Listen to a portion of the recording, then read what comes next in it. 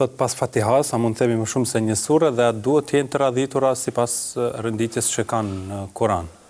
Leximi i tyre. Po, mund të lexohet më shumë se një sure, sidomos kur nuk dim shumë sure të gjata. Ndonjëherë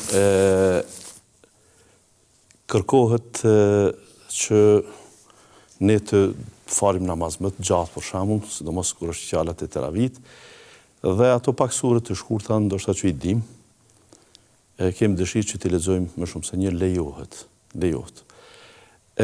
A ka art këtu të leximit? Po. Mund të ketë sure me surën që lidhet, në kuptim dhe është mirë që të mos kalohen. Mirë, po nuk është kusht. Nuk është kusht për i kushteve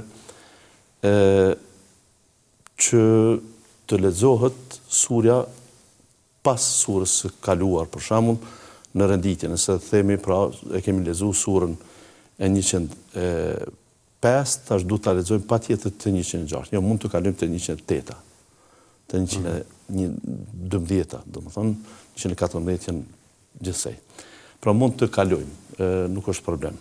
Madje mund të lexojmë pjesë nga ndonjë sure, nëse është e gjatë, nga surja Bekara për shembull 2-3 ajete, dhe t'ja bashkangjisim po ashtu edhe një sure të shkurtër.